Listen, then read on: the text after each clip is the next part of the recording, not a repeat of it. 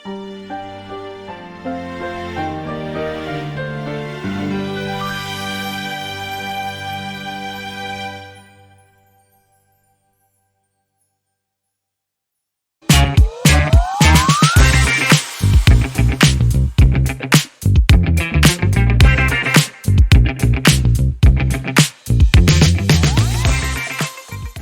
बाल कैसे लग रहे हैं? बाल कहाँ दिखेंगे? तो टोपी जो पहनी थी, टोपी पहनी तो बाल कहाँ आई दिखेंगे? कैन मतलब यहाँ से दिख रहे थोड़े थोड़े ठीक लग रहे हैं। ठीक है। चलिए तो श्री गणेश किया जाए।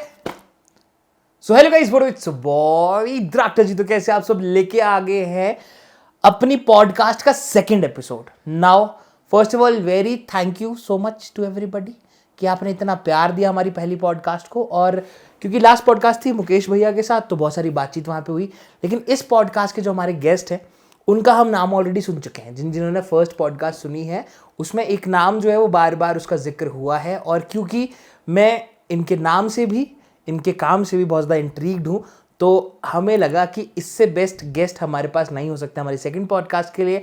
सो welcoming on the second podcast none other than Kris Bharti ji. तो क्रिस भाई वेलकम वेलकम वेलकम टू द्राक्टा जी डायरेक्ट दिल से।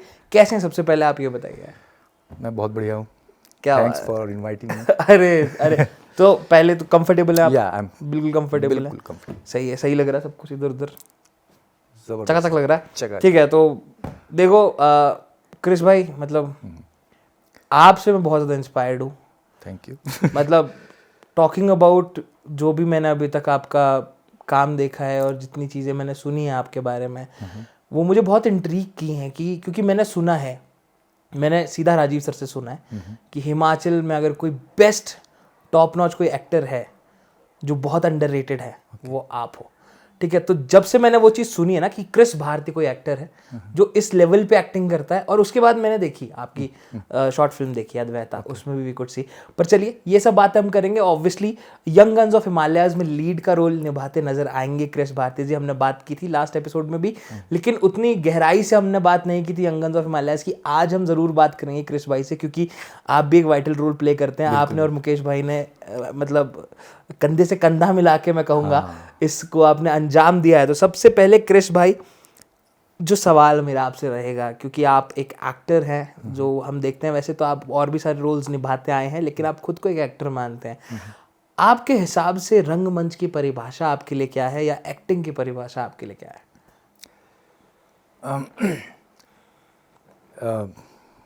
सबसे पहले मैं एक्टिंग के बारे में बताना चाहूँगा, क्योंकि बचपन से ही ना मैं थोड़ा शाय किस्म का इंसान था और इंट्रोवर्ट आप कह सकते हो। ठीक है। और जब एक्सप्रेशन की बात होती है, जब आप एक्सप्रेस नहीं कर पाते हो खुद को, तो आप ढूंढते हो कुछ ऐसी चीज़ जिसमें कि आप अपने आप को खुद को एक्सप्रेस कर पाओ। ठीक है। तो जब मेरा इंटरेक्शन इससे हुआ है, रंगमंच से हुआ है या थिएटर से हुआ, तब मुझे लगा कि ये बेस्ट वे है खुद को एक्सप्रेस करने का। क्या बात है। और रंगमंच के बारे में कि जो भी कहा जाए कम है। मुझे लगता है कि ये एक ऐसा स्पेस है जो आपको ना एक आज़ादी देता है, फ्रीडम देता है। क्या बात है। सो लोगों के द्वारा ना बहुत सारी डेफिनेशन बताई जाती है, लेकिन मेरे लिए कोई स्पेसिफिक डेफिनेशन मैं देना नहीं चाहूँगा। मुझे जो लगा, मुझे लगा कि इसने मुझे एक फ्रीडम दी है खुद को बोलने की, खुद को एक्सप्रेस करने की। तो आप आज़ाद महसूस करते हैं रंगमंच पे जब आप होते हैं? आज़ाद। तो क्या वो आज़ादी इस तरह की भी है, क्योंकि you are an introvert person, जिस तरह आपने अभी कहा कि आप एक इंट्रोवर्ट थे, मतलब थे ही कहूँगा अब तो मैं, क्योंकि now I can see you are totally into the zone. But जब इंट्रोवर्ट थे तो क्या वो एक जरिया बनता था आपकी इंट्रोवर्टनेस को थोड़ी देर साइड रख के कुछ नए किरदार में जाने का? एंड आपको लगता था कि लोग मुझे एज अ किरदार देखेंगे, not as what I am, तो आप कम कॉन्शियस रहते थे उस टाइम पे? लेकिन वो किरदार ना हमसे ही आते हैं और वो हम रियल लाइफ में नहीं अपने आप को उस तरह से एक्सप्रेस कर पाते, वो हमारे अंदर ही हैं।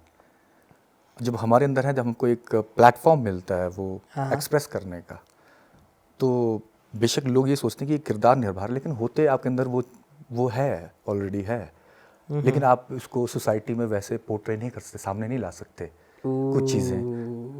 तो फिर आपको ये बेस्ट प्लेटफॉर्म है वो आपको खुद को बताने का, कि आपको वो उजागर करने का, सामने लाने का। बिल्कुल, क्या बात है। ओके, तो यहीं से शुरुआत करते हैं कि अगर रंगमंच की आपकी परिभाषा आज़ादी है, तो पहली दफ़ा आज़ादी की फीलिंग कब आपको आई और कब आपको लगा कि आज मैं आज़ाद हूँ? एक्चुअली हुआ क्या कि जब मैं 10th में पढ़ता था तो मेरे को फोर्सफुली हमारे टीचर ने कहा कि तू स्किट करेगा। उसमें तो बहुत घबराया हुआ था मैं, और मैंने जो भी पहली परफॉर्मेंस थी वो घबराए की मतलब मैं फ्रीडम कोई फील नहीं कर पाया मैं उसमें कोई फ्रीडम नहीं थी। तिहाड़ जेल का लग रहा था, वो जबरदस्ती कह सकते काला पानी की सजा। लेकिन जब वो किया उसके बाद लगा नहीं यार ये तो कुछ अलग चीज़ है। तो फिर उसको जानने के पीछे ना मैं लग पड़ा। किक मिली, मतलब जो फर्स्ट परफॉर्मेंस आप बोल रहे हो, ये कहाँ की, किन्नौर की बात है ये? हाँ, किन्नौर। उसमें मैं किन्नौर में पढ़ता था। तो उस समय तो बड़ा फील कर रहा था, मतलब बहुत ही नर्वस फील कर रहा था मैं, ऑन स्टेज भी नर्वस, बस यही कि लोग की अटेंशन मिल रही है लेकिन आपके अंदर एक फियर चला हुआ है परफॉर्म करते हुए। लेकिन जब वो ख़त्म हो गया उसके बाद लगा नहीं यार मैं तो फालतू मैच, मेरे पास तो आज़ादी थी उधर अपने आप को बताने की, जो मैं मतलब जो मेरा कैरेक्टर था उसको बड़े खुल के बताने की एक फिर आज़ादी थी। बस कोई जज कर ही नहीं रहा था आपको फिर रियलाइज हुआ परफॉर्मेंस के बाद कि मुझे जज तो कोई कर ही नहीं रहा है। अगर कर भी रहे होंगे लेकिन आपके पास एक क्या है, स्टेज है, एक जगह है जहाँ आप खुद को प्रेजेंट कर सकते हो खुले दिल से। बट वही कारण था कि आपको ना इंट्रीग की वो जगह कि आपको और ज़्यादा जान लूँ उस बारे में मैं। सही। फिर जब उसमें घुसा तो फिर धीरे धीरे खुलता गया कि नहीं ये तो अथाह समंदर है, सागर है, ढूंढते जितना भर के ले जाओ वो कम होने नहीं वाला। यस।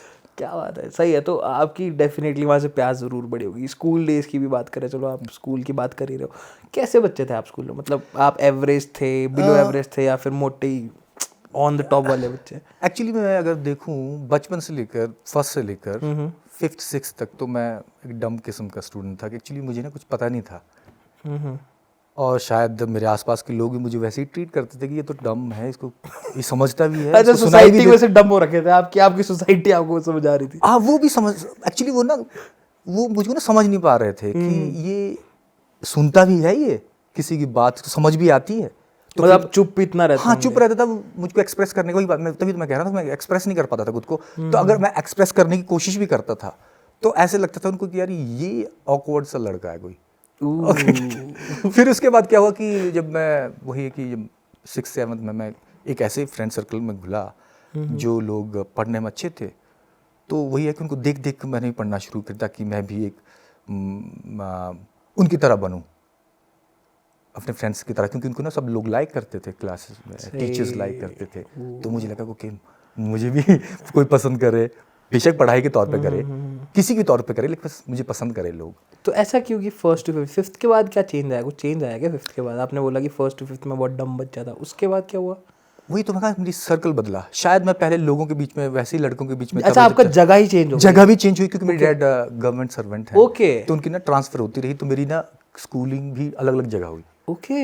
हाँ, आप समझ सकते हैं कि मैंने किस्तों में स्कूलिंग की आपने, जगह जगह जाके? हर साल या 2 साल बाद 3 साल बाद मेरे डैड की ट्रांसफर होती थी। पहली किस्त कहाँ भरी थी आपने? पहली किस्त भरी थी मैंने चौपाल में, शिमला में जगह है चौपाल।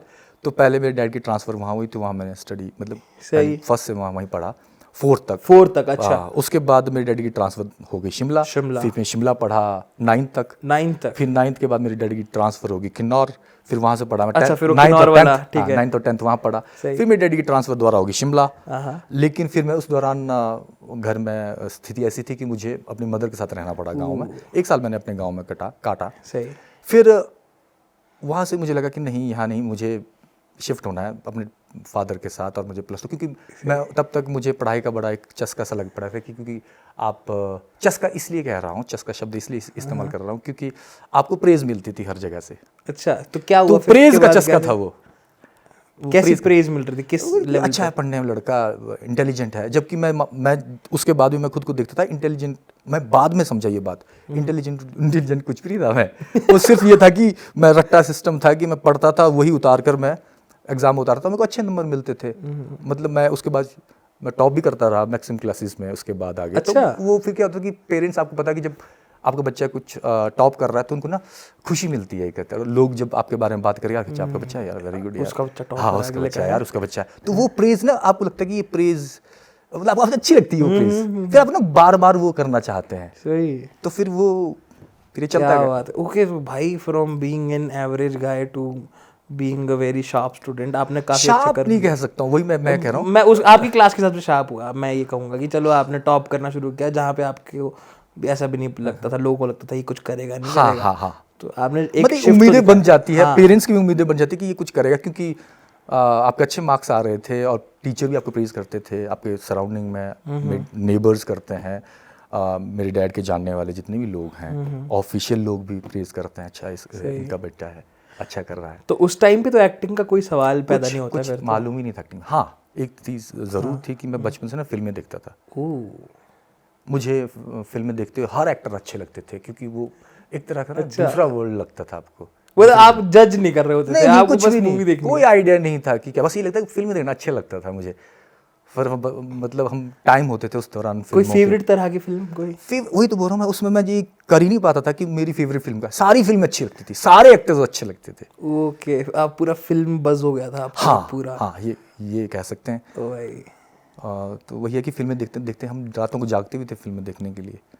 कई बार रातों को फिल्में आती थी तो उसके लिए जागते भी थे कि उसका शेड्यूल पूरा रख शेड्यूल, के। हाँ, कितने बजे आएगी, तो जागो जागो, तब तक आपको जागे रहना है क्योंकि फिल्म देखनी है। तो ये कौन से सन की बात कर रहे हैं हम, कौन सा टाइम है एग्जैक्ट फिल्मों ये वाला? पता नहीं कि मैंने कब से देखनी फिल्म शुरू की, लेकिन बचपन से उस टाइम क्या मीडियम क्या था? मैं मेरा पूछने का टेलीविजन। टेलीविजन क्या उस टाइम तक टेलीविजन मतलब सही से सब घरों में अवेलेबल हो गया? हमारे पास था। अच्छा, आपके हमारे पास था तो फिर मैं देखता था, क्योंकि घर पर मदर भी देखते थे, फादर देखते थे, और फिल्में हमको देखना पसंद थी, तो हमारे घर में रोक टोक थी नहीं कि आप। उस टाइम की फिल्में भी तो बहुत हाँ, उस समय की, थी, हाँ मतलब वो वाली फिल्में जी। बहुत अमेजिंग। सही। तो कभी आपने ऐसा किया है कि मतलब कोई फिल्म देखी हो और उसके किसी करेक्टर से आप इतने इन्फ्लुएंस हो गए हैं कि आप कहीं जा रहे हैं तो उसकी तरह नकल कर रहे हैं, मतलब कुछ ऐसे incidents? नकल मैं नहीं कर पाया कभी भी। मुझे लगा कि अच्छा। एक्चुअली मैं ना नकल नहीं करता मैं, हाँ, कहानी मुझे बड़ी इंट्रीग करती थी, मैं कहानियाँ सुनाता था। ओके। फ्रेंड्स साथ डिस्कस करते हुए कि रात को मैंने ऐसी फिल्म देखी, उसमें ऐसा होता है, फिर उसमें ऐसा होता है। अरे, फिर उसमें- जिसने नई फिल्म देखी है उसके लिए आप संजय हो। हाँ, मतलब महाभारत के हाँ, संजय हाँ, आप ही हो गए, आप ही बता रहे हो उसको कि हाँ, मूवी में ये हो रहा है, वो हो हाँ, रहा है। हाँ, अच्छा। रात को जब जैसे हमने अगले दिन हम मिलते थे फ्रेंड से, तो फिर बोलते थे यार रात को ना फिल्म देखी, उसमें ना ऐसा होता, उसमें वैसा होता, उसमें ये हीरो था, ये वो था, कहानी ऐसे से आगे बढ़ रही थी, बस वो कहानी सुनाने का शौक पैदा हुआ वैसे ही। और फ्रेंड लोग भी सुनते थे, मतलब हाँ, बहुत वो एंजॉय करते थे वो सुनना, क्योंकि शायद मैं अच्छी तरीके से सुनाता हूँ, तभी वो शायद वो पसंद करते थे। और शायद आप इतने अच्छे से देखते भी थे क्योंकि आप जज नहीं कर रहे थे हाँ, ना किसी नहीं, मूवी को, नहीं, तो नहीं, आप तो पूरा प्लॉट आपको एकदम रटा रटाया आपके चाहे वो दिमाग जैसी मर्जी फिल्म हो, मुझे आइडिया नहीं था ना किसी चीज़ का, बस वो कहानी के तौर पर मैं देख रहा था, एक्टर्स क्या कर रहे हो, अच्छा लगता था, तो में। सही है। तो आपकी कहीं ना कहीं ये बीज डल गया, स्टोरी टेलर वाला जो बीज ये है, क्योंकि आप बचपन से अगर स्टोरी सुना रहे हो तो कहानी कहना एक अपने आप में एक बहुत बड़ी कला है। बिल्कुल। एक्चुअली मेरे डैड भी वैसे कह सकते हो फिल्म लवर थे बचपन से ही। मैं जो देखता था कि वो भी फिल्में देखते थे, तो उनके साथ ये शुरू हुआ। सही। तो डैड के साथ डिस्कस करते थे मूवीज का? नहीं, डैड के साथ नहीं करते, डैड देखते थे बस। अच्छा। वो अपने मतलब उनके साथ नहीं बोल पाते थे ओके। ज़्यादा। हाँ, वो तो आप इंट्रोवर्ट थे ही, हाँ, खैर हाँ, उतना हाँ, तो हाँ, क्या रिलेशन है फादर के अच्छा, साथ, मदर relation के अच्छा साथ? है। नहीं, किस मतलब आप मदर से ज्यादा फ्रेंडली हो या फादर से ज्यादा फ्रेंडली हो? एक्चुअली दोनों से फ्रेंडली हैं। मदर से आप सभी जानते हैं कि जो मेल होते हैं मदर से ज़्यादा क्या क्लोज होते हैं। आप फादर से थोड़ा डर के रहते हैं, वही माहौल था।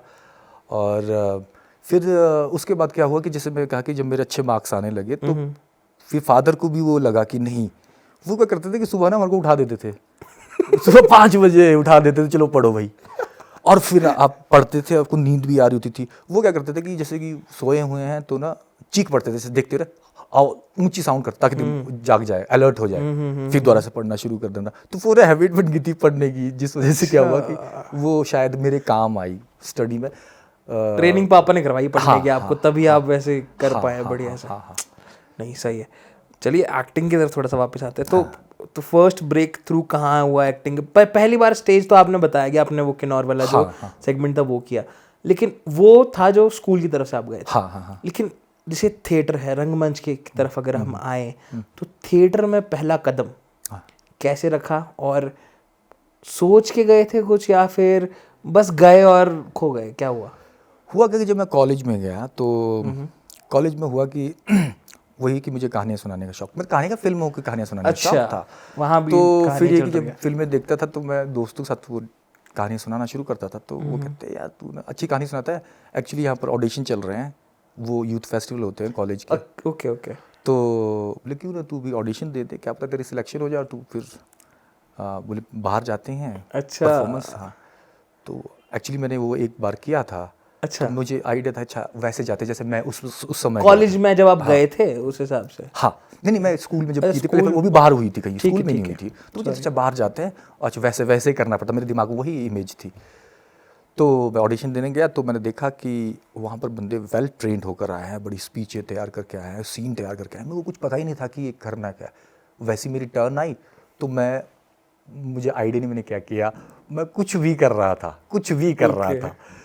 तो उसके बाद जब मैं बाहर आया मैं कहा मैं क्या कर रहा हूँ यार, कि क्या किया मैंने अंदर। ये बंदे इतने अच्छा कर रहे थे अंदर आके, उनको देखना बड़ा ही ऐसा लगा कि मैं तो कुछ भी नहीं हूँ इनके सामने यार, ये क्या कर रहे हैं। तो फिर उसके बाद क्या हुआ कि वो ना लिस्ट लगाते थे कि ये लोग सिलेक्ट हुए हैं। आते ऑडिशन देने बहुत से बच्चे थे, लेकिन फिर उस लिस्ट लगाकर तो मैंने लिस्ट में देखा कि मेरा नंबर मेरा नाम जो है लास्ट नंबर पे लिखा है। फरहान राजू क्रिस। हाँ, वो लास्ट नंबर पे, उसमें मैं क्रिस नहीं था। अच्छा। एक्चुअली मेरा एक्चुअल नेम जो है उमा उदय दत्त भारती है। ओके। तो मेरा लास्ट में था मेरा नाम। उसको देख के मैं डिसहार्टन फील किया। मैंने कहा लास्ट में यार, वो शायद मेरे दिमाग को पहले से कि नहीं पहले दूसरे तो होना ही चाहिए टॉप पे, लास्ट में मेरा नाम है। वो मेरे शर्म के मारे में गया नहीं वहाँ। अच्छा। उसके बाद और फिर मेरे को ढूंढते हुए आए बाकी बच्चे, भाई तू क्यों नहीं आ रहा। मैं कहा नहीं मैंने नहीं करना। और आपके मन में वही है कि भाई मैं स्कूल में तो टॉप कर रहा हूँ और और दूसरा मैं एक्चुअली साइंस स्टूडेंट था, तो मैंने प्लस 1 प्लस साइंस में की थी और मैं बीएससी कर रहा था। तो उसके बाद क्या हुआ कि वहीं कॉलेज में उसी दौरान हमारे एक मैम थे, वो क्या कर रहे थे, इंग्लिश लिटरेचर का एक प्ले है All My Sons, Arthur Miller द्वारा लिखा गया है। तो वो करना चाहती थी। वो उन्होंने उसके ऑडिशन रखे। तो मैम कौन है? मैम मीनू जीवन मैम है एक। अच्छा। हाँ, मैं जानता हूँ मीनू। वो बहुत ही मतलब उनका बड़ा हाथ रहा है मुझे मतलब मोटिवेट करने में। ओके। तो फिर क्या हुआ कि वो ऑडिशन ले रही थी कि वो सिलेक्ट करना चाहती थी उस प्ले के कैरेक्टर्स को लिए। तो मैंने भी दे दिया, ऐसे ही दे दिया। मैं कहा चलो यहाँ भी ट्राई मार लेते हैं, अभी देख के तो आया था मैं दूसरी जगह। तो ठीक है। तो मैंने जब ऑडिशन दिया तो उन्होंने मुझे सिलेक्ट कर दिया। और सिलेक्ट करने के बाद उन्होंने मुझे कैरेक्टर भी, मतलब उसमें कैरेक्टर है क्रिस कैलर। क्रिस कैलर। या सही। तो फिर उसकी रिहर्सल चली, प्ले हुआ, तो मतलब वो कॉलेज में हुआ, सब लोगों ने देखा तो वो अच्छा लगा, मतलब लोगों को अच्छा लगा, परफॉर्मेंस भी अच्छी लगी। तो मेरी मैम ने, जो मीनू जीवन मैम है, उन्होंने कहा कि why don't you keep this name Kris. So और मेरे को कॉलेज में भी लोग क्रिस नाम से ही बोलते थे, क्योंकि मेरा नाम थोड़ा लंबा है तो उनको ना याद रखने में थोड़ी उमा उदित भारती से जो आप क्रिस। हाँ, उमा उदय दत्त भारती से। फिर वो एक नाम पकड़ते थे, कोई भारती बोल देता था, कोई उदय बोल देता था, कोई उमा ही बोल देता था। तो वो ना पर्टिकुलर यार दोस्त तो बोल देते थे, पर्टिकुलर जैसे भारती बोल दिया, उदय बोल दिया। लेकिन जब वो अनाउंस किया, जब मेरा कैरेक्टर जैसे उनको अच्छा लगा तो उन्होंने ना क्रिस नाम से बोलना शुरू किया। कोई भी जानता था वो क्रिस बोलता था। तो मैंने कहा चल क्रिस।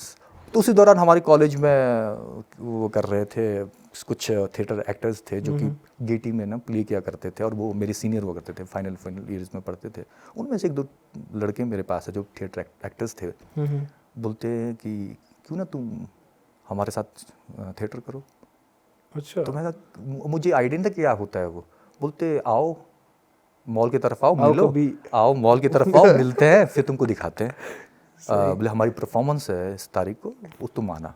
मैं कहा ठीक है। मैं भी चला गया तो देखा, मैं तो मैस्मराइज हो गया परफॉर्मेंस देखा। मैं क्या भाई ये तो अलग ही है, इस जो कॉलेज में किया, ये जो कॉलेज में देखते, तो मैं कहा इससे तो ये कई गुना ज़्यादा अच्छा है, क्योंकि उसमें बहुत डिटेलिंग होती है ना, मतलब लाइट्स है, म्यूजिक है, प्रॉपर है, लोग बैठे हैं, और थिएटर बड़ा मैस्मराइज है। गेटी आपने देखा होगा, गेटी ऑब्वियसली। फिर मैं उनसे मिला उसके बाद, मैं कहा हाँ जी मैंने भी करना है। तो फिर उसके बाद शुरू हो गया फिर वो। सही। तो आपका बेसिकली जो आपको ब्रेक थ्रू मिला, क्योंकि वहाँ पे आपका लिस्ट में नाम कहीं चला गया, बट देन यू थॉट कि चलो इट्स ओके, सेकंड अपॉर्चुनिटी आ रही है, और वो अपॉर्चुनिटी ऐसी आई कि उससे एक और अपॉर्चुनिटी आ गई जहाँ पे आपको रियली प्ले देखने को मिला। वो फर्स्ट टाइम था जब आपने एक full fledged, fully prepared theatre show देखा था? क्या वो फर्स्ट टाइम? हाँ, वो फर्स्ट टाइम था। उससे पहले मैंने कभी परफॉर्मेंस नहीं देखी थी। देखो अब इससे पहले आप किन्नौर में कर चुके हो एज बच्चा, उसके बाद आप इधर भी कर चुके हो मीनू मैम के साथ। वो सब करने के बाद जब आपने ये रियलाइज किया कि ये क्या चीज़ है, उससे क्या इफेक्ट पड़ा आप पे? एक्चुअली वो ना डिफरेंट वर्ल्ड लगा, वो वैसा वर्ल्ड नहीं लगा जैसे रियल जैसा वर्ल्ड नहीं लगा, वो लगा ये डिफरेंट वर्ल्ड है और इसमें जीने का ज़्यादा अच्छा मतलब फ़ायदा है, मज़ा है, मज़ा आएगा हाँ, आपको इस इसमें वर्ल्ड में जीने का मज़ा है, अपना अपना ही मज़ा है। तो फिर वही है कि वही इंट्रीग किया और फिर आप लोगों से जुड़ने लगे, लोगों को जानने लगे, जितने भी लोग वहाँ थिएटर मतलब उस समय थिएटर कर रहे थे सबके साथ बात की और बोला कि मुझे भी दे दो, मुझे भी कोई पार्ट दे दो। अच्छा, तो फिर वैसे वैसे हाँ सही। तो जैसे आपके जो साथ में जो एक्टिंग करते होंगे ना लोग, और जो आपके उस टाइम के डायरेक्टर्स वगैरह रहते होंगे, उनको देख के उनसे कभी कोई सवाल पूछे आपने जाके, क्योंकि आप बहुत ही न्यू टू द बिजनेस हो, और आप जाके कोई ऐसा इंटरेस्टिंग सवाल किसी से पूछा हो आपने और आपको कोई जवाब मिला हो प्यारा सा, कोई ऐसा याद है कोई बात? ऐसा याद नहीं, लेकिन हाँ सवाल मैं बहुत पूछता था। मैं एक्चुअली वही है कि मेरे फील्ड मतलब साइंस स्टूडेंट था, तो मुझको आर्ट उट के बारे में मतलब एक्टिंग उक्टिंग के बारे में कुछ पता ही नहीं था। तो वो भी जब मैं पहला प्ले किया था, वो जो मैडम बताती थी, मेरा एक फ्रेंड था वो बताता था, वो भी इंटरेस्टेड था, लेकिन वो भी मुझको गाइड करता था। फिर जब थिएटर करने लगा तो फिर मुझे और जानने की इच्छा पैदा हुई, तो मैं हर जो भी डायरेक्टर्स हुआ करते थे उनसे पूछता रहता था।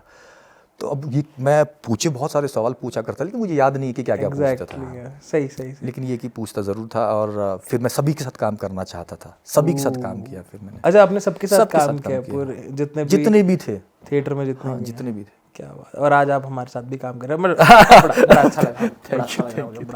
अच्छा, तो अब थोड़ा नेक्स्ट तरफ थोड़ा बढ़ते हैं। अब आप चलो, आप स्टोरी टेलर तो आप बचपन से ही हो, ठीक है, उसके बाद आप थिएटर में भी एंटर हुए। कब आप खुद को एज अ एक्टर मतलब देखने लगे? क्योंकि आप अभी स्टोरी टेलर थे, फिर एक्टिंग वैसी हुई, लेकिन उसका जो अपॉर्चुनिटी आपको मिली, उसमें अपनी एक्टिंग को कैसे निखारा आपने? उस अपॉर्चुनिटी को यूज़ कैसे किया फिर? एक्चुअली मुझे जो जो डायरेक्टर थे, मुझे पहले जो बताते थे मैं वही करता था। लेकिन फिर क्या हुआ कि मुझे लगा कि यार ये ना कुछ धीरे धीरे कैसे ऐसी स्टेज आई, मुझे ना मज़ा नहीं आने लगा फिर उसमें। फिर मुझे लगा हाँ, फिर मुझे लगा कि मुझे ना खुद ढूंढना चाहिए कुछ कि कैसे करूं, क्या करूं। और फिर जैसे कि मैं जब वो क्वेश्चन में से किसी से पूछ लेता, वो मुझे सलाह देते थे कि तू भाई ये कर ले, कोई बोलते तो पढ़ ले। अच्छा, हाँ, स्टोरी पढ़ाई की भी सलाह देते थे? हाँ, बोलते किताबें पढ़ो यार, एकेडमिकली मतलब अच्छा, बाहर की किताबें पढ़ो। सही। जैसे कि बहुत सारे राइटर्स हैं तो उनको पढ़ो, स्टोरीज पढ़ो, नॉवेल्स पढ़ो, प्लेज पढ़ो। तो फिर उनसे पूछता था क्या क्या पढूं, फिर वो राइटर्स का नाम लेते थे, फिर मैं वो पढ़ने बैठ जाता, मैं बुक ले लेता था, वो पढ़ने बैठ जाता था। फिर वैसे वैसे ना, तो फिर मुझे लगा ओके, फिर वहाँ पर जब स्टोरी पढ़ते हैं तो आपको एक विजुअल बनता है, तो फिर आप लगता अच्छा, फिर आप ना वो एक इमेजिनेशन में जाना शुरू करते हो, फिर समझना शुरू अच्छा ये बंदा है, हाँ स्टोरी के साथ ट्रैवल करना शुरू करते हो, अच्छा ये बंदा ऐसा है, ये कहानी ऐसी है, ये बंदे में तो अच्छे ऐसी सी खूबियाँ हैं, इसमें तो ये नहीं है, ये तो बड़ा मतलब ये सवाल फिर शुरू हुए। फिर धीरे धीरे उस समय NSD की वर्कशॉप भी मतलब NSD के कुछ लोग पास आउट होकर आए, तो वो वर्कशॉप ले रहे थे, तो मुझको भी पता चला, तो मैं भी वहाँ सीखते हैं NSD से आया भाई आपके लिए, तो NSD से आया। फिर वहाँ गया, फिर वो वर्कशॉप हुई, प्रोडक्शन बेस्ड वो वर्कशॉप थी, वहाँ से सीखा। फिर SNA की वर्कशॉप हुई, फिर उसमें भी गए, फिर दोबारा NSD की वर्कशॉप हुई। 3-4 वर्कशॉप करने के बाद धीरे धीरे रियलाइज अच्छा ओके, फिर धीरे धीरे समझ बढ़ने लगी। ओके, तो जिस तरह से आपने रीडिंग की बात की है, तो रीडिंग का कितना शौक रहा फिर उसके बाद आपको? रीडिंग मुझे शौक बचपन से ही था, रीडिंग शौक तो मुझे बचपन से था, लेकिन पहले वो किताबें स्कूल वाली किताबें थी। फिर बाद में वो शिफ्ट हो गई, किताबें बदल गई, शौक वही है, किताबें बदल गई बस। हाँ, तो वो इस तरह से फिर किताबों के लिए मैं बहुत कुछ पढ़ना शुरू कर दिया मैंने। किताबों को दोस्त मानते हो आप अपना? हाँ। सबसे फेवरेट किताब आपकी अगर मैं कहूँ? फिर एक मैं कह नहीं सकता, कोई मैं फिल्मों वाला हो गया यहाँ पे। हाँ, फिल्में जैसे कि फिल्में एक फेवरेट नहीं है, हर फिल्म बहुत सारी फिल्में वो अलग है, मतलब उसका हर का वो टेस्ट अलग है, जायका अलग है, जायका अलग है। तो आप ये नहीं कह सकते कि ये पसंद है, ये पसंद नहीं है। अच्छा लगता है, हर फिल्म का एक अपना ही बहुत सारी फिल्में हैं जो मुझे अच्छी लगती है, बहुत सारी फिल्में ऐसी फिल्में बहुत जो अच्छी नहीं लगती है, लेकिन जो टेस्ट वाली बात है ना, वो मैं ये नहीं कह सकता पर्टिकुलर चीज़ का ये टेस्ट ज़्यादा अच्छा है। नो। क्योंकि सब टेस्ट काफी अलग अलग है और पर्टिकुलर मोमेंट पे हर टेस्ट का अपना मजा है। और वो टाइम के साथ साथ वो टेस्ट बदलता भी जाता है। That is very true. सही है। तो आपकी परिभाषा में एक आर्टिस्ट क्या है? मतलब जो एक आर्टिस्ट नहीं, एक नॉर्मल आर्टिस्ट, सिर्फ एक देखो ना, मुझे थिएटर आर्टिस्ट नहीं, सिर्फ एक आर्टिस्ट जनरली। एक्चुअली मैं ना इन शब्दों को नहीं मानता हूँ, आर्टिस्ट वगैरह। मैं आर्टिस्ट, सभी आर्टिस्ट हैं। मैं ये मानता हूँ कि हर एक आदमी आर्टिस्ट है। बस हम क्या करते हैं कि इसको, अगर कोई हमने नाम दे रखे हैं आर्ट के, अगर वो कोई कर रहा है, परस्यू कर रहा है, तो हम उसको आर्टिस्ट कहते हैं। मेरे हिसाब से हर आदमी आर्टिस्ट है। अगर एक बंदा शू बना रहा है, जूता बना रहा है, वो भी आर्टिस्ट है। एक बंदा मजदूरी करके वो ढो रहा है, उसमें भी एक आर्ट है, अपना आर्ट है। कि एक्चुअली लाइफ इज़ आर्ट। क्या बात है। Life is art. सो आप उसको चाहे पेंटिंग में करें, एक्टिंग में करें, राइटिंग में डालें, life is art. Actually life living is art. और जो इतने बड़े बड़े आर्टिस्ट बनाती हैं वो माएँ, सबसे बड़ी आर्टिस्ट तो वही। हाँ, सभी तो, तभी दोनों सभी माएँ हमारी सबसे बड़ी आर्टिस्ट। बिल्कुल सही। तो इस कॉन्वर्सेशन में आगे बढ़ते हुए देखो, अब आपका जो कैरेक्टर यहाँ पे मेरे लिए एस्टेब्लिश हो रहा है वो ये हो रहा है कि धीरे धीरे आप अब टूवर्ड्स इनटू होने लग गए हो, क्योंकि अब आप एनएसडी की वर्कशॉप्स कर रहे हो, बाकी सारी वर्कशॉप्स भी आप कर रहे हो। अब इसमें आगे कहाँ प्रोग्रेशन आप देख रहे हो? उसमें हुआ क्या कि एक दौरान हमको एक दिल्ली में फेस्टिवल होता था, मुझे मालूम नहीं कि अब होता है कि नहीं होता, दिल्ली इब्सन फेस्टिवल। ठीक है। हाँ हाँ। तो जो उसको कराते हैं निसार लाना और उनकी वाइफ जो है अमाल लाना, तो हमको वहाँ जाने का मौका मिला, उनके साथ काम करने का मौका मिला। फिर हम साथ काफ़ी टाइम रहे। उस दौरान क्या तो फेस्टिवल में इंटरनेशनल प्लेज आते हैं, इंडियन प्लेज भी होते हैं उसका हिस्सा। तब जाकर और लगा कि ओके, जैसे कि आपने स्टेप बाय स्टेप आगे जा रहे हो, आपको नई नई चीज़ें देखने को भी मिल रही हैं और आपकी नॉलेज भी बढ़ रही है, आपका इंटरेस्ट और बढ़ रहा है उसकी तरफ। उसमें आप और मुकेश भाई साथ ही गए हाँ, थे। उसमें मैं, हमने मुकेश भाई से सुन लिया कि भाई वहाँ पे एक 30,000 का प्रॉप भी आपको चाहिए कि अगर वो छड़ी भी है किसी आर्टिस्ट के हाथ में, तो उसके लिए भी आपको बस एक दफा पूछना है। यस। और कोई, चलो ये तो वो छड़ी वाला एग्जांपल था, कोई और चीज आपने वहाँ देखी हो जो आपको लगा हो कि भाई ये क्या देखा? हाँ, एक्चुअली हम शिमला से 3 लोग गए थे, मुकेश, एक कपिल और एक मैं। ओके। उस दौरान हुआ क्या कि जब हम प्लेस देख रहे थे तो कुछ ऐसी प्रोडक्शंस थी जिसको, जैसे कि हम शिमला में देखा करते थे, वो उनसे ना बिल्कुल ही अलग, बिल्कुल ही एक्सपेरिमेंटल। उसको देखकर लगता है कि ओके, ऐसा भी हो सकता है भाई। कुछ भी मतलब कि आप प्रोडक्शन को किसी भी तरह भी डिज़ाइन कर सकते हैं, किसी तरह भी आप। तो वो देखकर ना आपको वो खुलती गई। और उस समय एक अमेरिकन डायरेक्टर थे, उनकी भी एक परफॉर्मेंस थी, उनका नाम ली ब्रॉयर है शायद, मुझे। अच्छा। हाँ, तो वो वर्कशॉप भी ले रहे थे उस दौरान। तो हम सब ना उसी चीज़ों को सोच रहे थे, देख रहे थे, सीख रहे थे। तो वो माहौल बहुत ही इंटरेस्टिंग था, मतलब सीखने के पर्पज से। फिर वहाँ से दिमाग में आया कि ओके, एक्सपेरिमेंट भी किया जा सकता है। तो हर चीज़ किस तरह के एक्सपेरिमेंट्स वहाँ देखे आपने? एक डायरेक्टर थे, केरला से हैं, दीपन सिमारवन था, उनका एक प्ले है पियर गिंट या जिंट, जो भी बोलते हैं, कई लोग इस प्रनाउंस अलग अलग करते हैं। उनकी कंपनी थी, मतलब उनकी थिएटर कंपनी का नाम है ऑक्सीजन थिएटर कंपनी। तो उनका प्ले देखा था मैं बड़ा मैस्मराइज हुआ था प्ले देखकर। अच्छा। मैं कहा अच्छा, इस तरह एक्सपेरिमेंट भी होते हैं, ओके। फिर कोई लिथुआनिया से आया था प्ले, अमेरिका से आया था, अलग अलग जगह, नॉर्वे से। सो अलग अलग प्ले देख के ना, तो उन पर कई जगह बड़े बड़े ज़बरदस्त एक्सपेरिमेंट थे। एक एक्सपेरिमेंट में उस दौरान मैं हैरान होता हूँ कि वो केरला का प्ले, वो मलयालम में था। ओके। तो हम तो कोई भी जानता था मलयालम में, मलयालम मतलब लैंग्वेज, ऑडियंस भी, उनके लिए उन्होंने सबटाइटल लगाए हुए थे। प्ले में सबटाइटल? प्ले में सबटाइटल, मतलब ऐसे स्टेज पे परफॉर्म हो रहा है और सबटाइटल? हाँ, ऊपर उन्होंने वो एक पट्टी से लगा रखी थी, व्हाइट कलर की, नीचे पट्टी लगा रखी थी, और इधर से वो डायलॉग बोल रहा है एक्टर, और वो सबटाइटल में आ रहा है इंग्लिश में। मैं कहा भाई ये तो अलग ही एक्सपेरिमेंट चल रहा है इधर। ये तो अपनी टेक्नोलॉजी, ये 2010 की बात है। 2010 की बात है। मैं हमने नहीं देखा था भाई, उस समय हमने ऐसे कुछ देखा नहीं था, तो क्योंकि हम शिमला से गए थे, तो हमने इस तरह का एक्सपेरिमेंट नहीं मैंने तो आज तक भी नहीं देखा ये। हाँ, और कुछ एक्टर्स ऐसे थे कि वो परफॉर्मेंस थे, उसमें कॉस्ट्यूम बहुत चेंज करते थे वो, और वो उनके जो सिटिंग प्लान था वो ऐसा था कि स्टेज पर परफॉर्मेंस, स्टेज पे ही ऑडियंस बैठती थी और ऑडियंस खाली होती थी, और वो एक्टर आपके साथ से निकलकर पीछे ही चेंज कर रहे होते, आपके पीछे, आपको पता भी नहीं होता था। ओह भाई साहब, तो मतलब ऐसे ऐसे परफॉर्मेंस देख कर लगा ओके यार, ये तो अलग ही बात है भाई, हम जिस तरह से कर रहे हैं वो भी है, क्योंकि वो लर्निंग प्रोसेस है, लेकिन ये हम अलग देख रहे हैं, तो हाँ, हम भी कुछ कर सकते हैं ऐसा कुछ एक्सपेरिमेंट करके लेवल पे।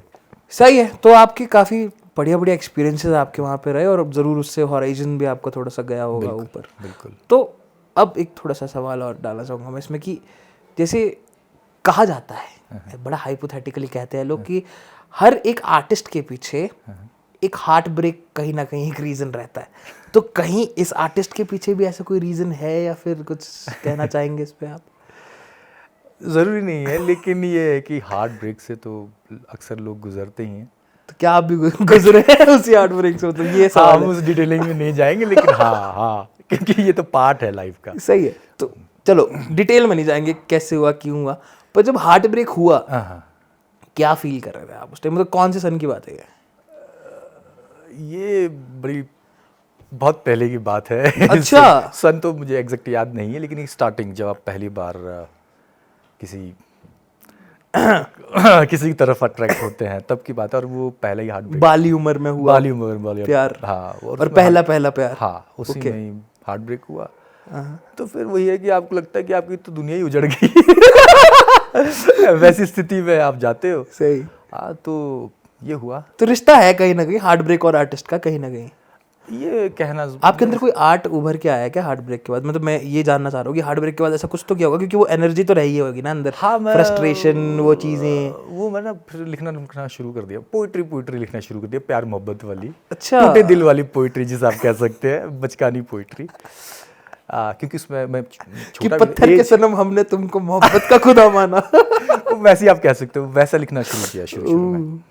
तो वो काफी टाइम तक चला रहा, कई सालों तक चला रहा वो। अच्छा, क्या मतलब ब्रेकअप वाला फेज या फिर ब्रेकअप वाला भी और लिखने वाला भी।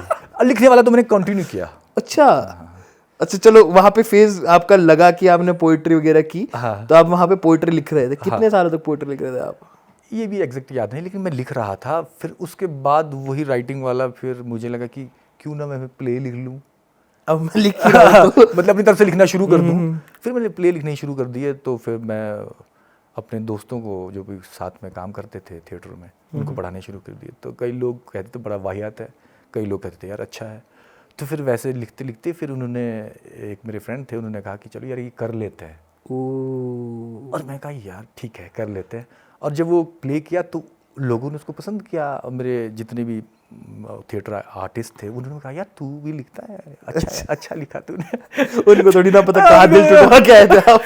तो मैंने कहा हाँ, ये बस वहाँ से शुरुआत लिखने की भी हुई थोड़ी बहुत। अच्छा, तो अब चलो एक्टिंग तो आपका फर्स्ट प्रीव्यू है जो हमने देखा है, अब आप राइटिंग प्रीव्यू भी दे रहे हो अपना बेसिकली। हाँ, ये मतलब साथ साथ मैं लिखना भी मतलब चलो रीडिंग बचपन से कर रहे हैं, उसके बाद थिएटर में आके आप यू रेड सम बुक्स जो कि थिएटर के लिए होनी चाहिए, जो आपको स्टोरी होगी, ड्रामा। थिएटर के लिए मैं फिर उसके बाद सब चीज़ें पढ़ना शुरू कर दिया।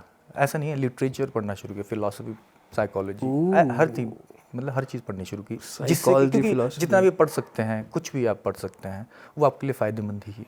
साइकोलॉजी एक्टिंग के लिए पढ़ी आपने या फिर क्या आप ताकि साइकोलॉजी समझ पाए आप? हाँ बिल्कुल, क्योंकि इम्पोर्टेंट पार्ट है वो एक्टिंग का। नहीं सही है, मतलब आप हर चीज़ जो आप पढ़ते हैं वो हमेशा आपके कहीं ना कहीं हेल्पफुल होता ही है एक्टिंग में। सही। तो आपने राइटिंग भी बेसिकली फिर एक्सप्लोर किया और आपका पहला प्ले फिर जो हुआ जो आपने खुद लिखा था। हाँ सही है। तो फिर पहला प्ले लिखा, वही है कि फिर राइटिंग का भी वो लगा कि ओके लिखना शुरू करते हैं, क्योंकि वो भी मुझे एप्रिसिएशन तो मिल रही थी, एप्रिसिएशन भी मिल रही थी, और दूसरा आपको अच्छा भी लगता था, क्योंकि आप ये ना वो मुझे लगता है कि एक्टिंग में भी हेल्प करता था मेरी। क्योंकि कहानी सुनाने का तो पहले ही शौक था मुझे, वही फिल्में बार बार जो देख रही वही सुना रहे हैं, अपने तरीके से सुना रहे हैं। फिर जब पढ़ना शुरू किया, फिर आपके दिमाग में आइडियाज़ आते हैं, इंसिडेंट आप देखते हो, उसको आप एक कहानी की शक्ल देना शुरू करते हो। मैं नहीं कह रहा हूँ कि आप स्टार्टिंग में आप लिखते हो, मतलब आप बिगिनर होते हो, लिखना शुरू करते हो, धीरे धीरे वो क्राफ्ट भी धीरे धीरे बनता चला जाता है। सही। तो फिर आपने प्लेज लिखने वहाँ पे फिर शुरू कर दिए उस हिसाब से? फिर अडेप्टेशन करनी शुरू कर दी कई प्लेज की। जैसे मान लो कहानी से प्ले करना, लिखना शुरू कर दिया, कहानी कोई पसंद आई उसको प्ले में कन्वर्ट कर दिया, ऐसी चीज़ें करनी शुरू की। तो आपकी लाइफ में बेसिकली जितने भी इंस्टेंसेस थे, चाहे वो स्टोरी टेलिंग हो जाए बचपन से, या फिर वो रीडिंग हो गया, जो आप बुक्स पढ़ने में भी, क्योंकि पहले तो पापा के डर से पढ़ने लगे अपनी किताबें, फिर थिएटर के चाव से पढ़ने लगे चीज़ें, और अब आप साइकोलॉजी वगैरह भी करने लगे, क्योंकि इतना जो आप डिफरेंट चीज़ें जब करते आए, एट दी एंड ये चीज़ें आपको कहीं ना कहीं अब फ्रूट देने लग रही थी कि आप राइटिंग में भी वो फ्लो ला रहे हो और आप वो एक्टिंग में भी कहीं ना कहीं उस चीज़ को यूज़ कर रहे हो। हाँ, बेसिकली अगर मैं ये वैसे कहूँ कि फ्रूटफुल मैं शब्द यूज़ करना नहीं चाहूँगा, क्योंकि एक्चुअली एक टाइम के बाद मुझे लगा कि यस यार, ये तो अपने आप को जानने का बेस्ट तरीका है। फिर ये छूट, मतलब मुझे लगता है कि ये जो मैं समझ रहा था कि मैं आर्ट कर रहा हूँ या मैं कुछ पढ़ रहा हूँ, तो ये मुझे लगा नहीं, ये तो यार मैं खुद को एक्सप्लोर कर रहा हूँ एक्चुअली। पहले आपको लगता था दिस इज अ दिखाने का देना कि दिखाने के लिए, क्योंकि आपको अप्रिसिएशन मिल रही है दिखाने के लिए, लेकिन बाद में लगा नहीं, ये खुद को एक्सप्लोर करने के लिए बहुत अच्छी चीज़ है। क्योंकि जैसे आप खुद को एक्सप्रेस नहीं कर पाते थे बचपन में, आपने एक्टिंग का एक जरिया चूज किया, तो अब आप वो इमेजिनेशंस अपनी दिखाने के लिए राइटिंग को एक जरिया यूज करने लगे थे क्या? हाँ, ये सब चीज़ें चल रही थी, लेकिन उसके बाद एक सेल्फ एनालाइजेशन कि आप क्या सोचते हो, आप क्या हो, क्या कर रहे हो, ये अपने आप को समझने के लिए फिर वो जद्दोजहद शुरू हो गई। ओके, सही। तो अभी तक चल रही है और मुझे लगता है कि ज़िंदगी भर चलेगी। सही। तो आप राइटिंग वाले पहलू में भी गए। अब क्योंकि मैं मुकेश भैया से ऑलरेडी बात कर चुका हूँ, तो उनका कहना ये था कि भाई हम दोनों ही कहीं ना कहीं एक्सपेरिमेंट्स करते थे, लेकिन क्रिस के जो एक्सपेरिमेंट्स थे उनको ज़्यादा जल्दी अप्रिसिएशन मिली, और शायद आप गोल्ड मेडल लेके आए यूथ फेस्टिवल के उसके बाद यूथ फेस्टिवल में फिर डायरेक्शन करने लग गया, उसमें फिर प्राइजेस आने लगे। तो वहाँ डायरेक्शन करने जो, और वो सारे खुद के लिखे हुए खुद के एक्सप्लोर किए हुए प्लेस, और फिर वही यूथ फेस्टिवल में जो प्राइज होते हैं फर्स्ट सेकंड थर्ड, उसमें चाहे आप गोल्ड मेडल का हो या सिल्वर मेडल, जो आप नाम दे दो, या फर्स्ट सेकंड थर्ड दे दो, तो ये चीज़ें मतलब वो कई सालों तक लाता रहा।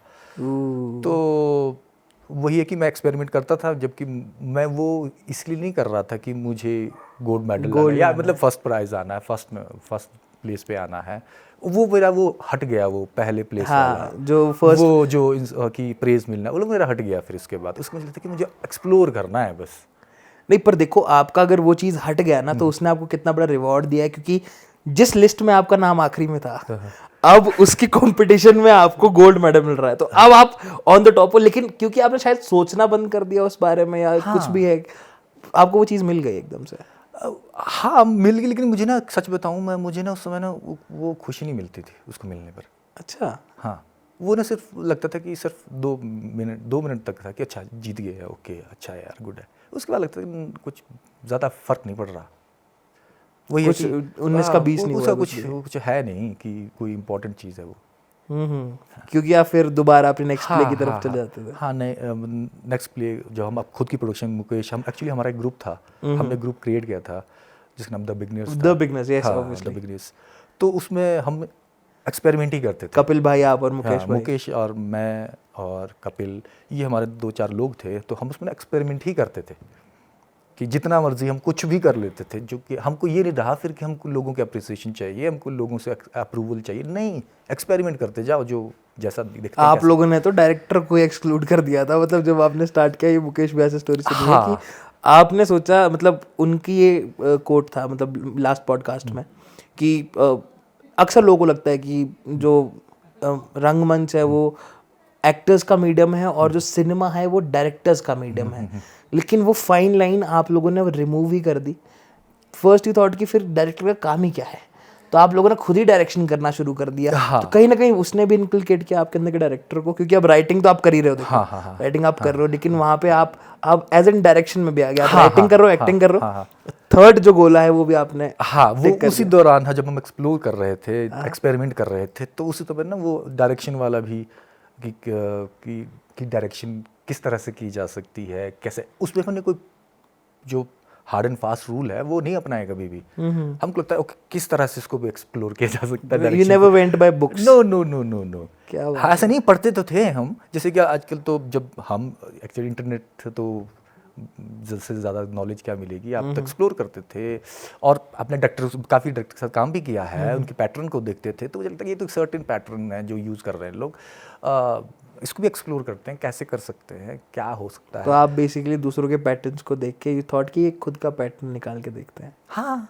तो मतलब खुद देखते हैं एक्चुअली हर वही पैटर्न, हम ऐसे नहीं कि वो पैटर्न चलता रहता, नहीं, हर चीज़ के लिए अलग पैटर्न, हर शो के लिए, मतलब हर प्रोडक्शन के लिए अलग पैटर्न, हर चीज़ के लिए अलग, वो एक्सप्लोर करते करते निकलता था, वो अपने आप बनता तो हर प्ले में आपका अलग पैटर्न। हाँ, वो अपने आप बनता चला जाता था, वो ऐसे नहीं है कि आप इसको निश्चित कर रहे हो कि नहीं ऐसा करना, नो, वो बनता चला जाता था।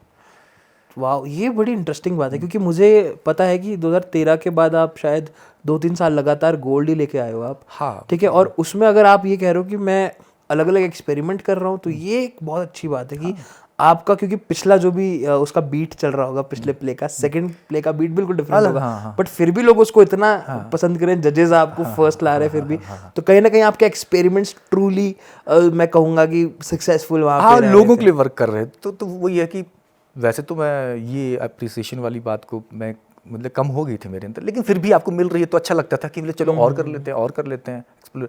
फिर ये रहा कि एक्चुअली ऐसा नहीं कि आप, फिर मैंने डिसाइड कर लिया कि नॉट डिसाइड कर लिया कि चलो जैसे लाइफ चल रही है, आप जितना जिस चीज़ को सीख सकते हो, चाहे राइटिंग को सीख सकते हो, चाहे डायरेक्शन को, एक्टिंग को, जितना सीख सकते हो एक्सप्लोर करते जाओ, अपने आप को एक्सप्लोर करते हो, कितना सीख सकते हैं, तो वो चलता रहेगा।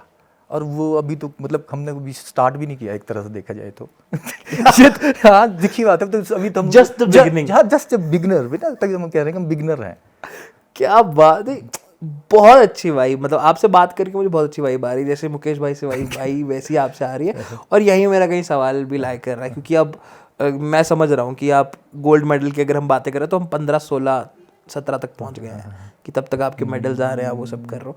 अब क्योंकि 18 आते आते तो मैं अद्वैता की बात करे बिना कैसे 18 को क्रॉस कर सकता हूँ, क्योंकि मैंने लास्ट इंटरव्यू में वही बात की, मैंने उसमें भी आपके बारे में बात की, लेकिन अब क्योंकि आप मेरे सामने हैं तो मैं आपसे डायरेक्ट ये बोलना चाहूँगा कि मैंने जो अद्वैता में देखा, दैट वाज समथिंग जो मैंने आज से पहले कभी विटनेस नहीं किया था।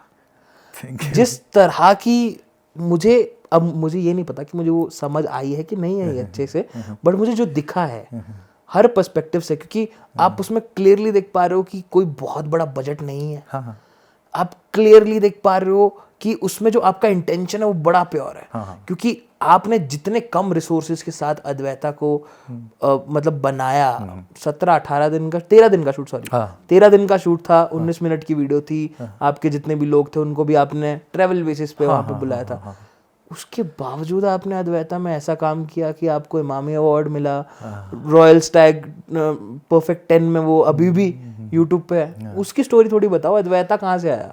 एक्चुअली एक हमारे फ्रेंड है, म्यूचुअल फ्रेंड है, मुकेश और मेरे, मनोहर राणा, एडिटर हैं वो बेसिकली एडिटर हैं। तो उनके दिमाग में कॉन्सेप्ट था कि ये करते हैं, तो उन्होंने मुकेश को सुनाया, मुकेश ने कहा चलो करते हैं, तो फिर मुझे भी अप्रोच किया गया।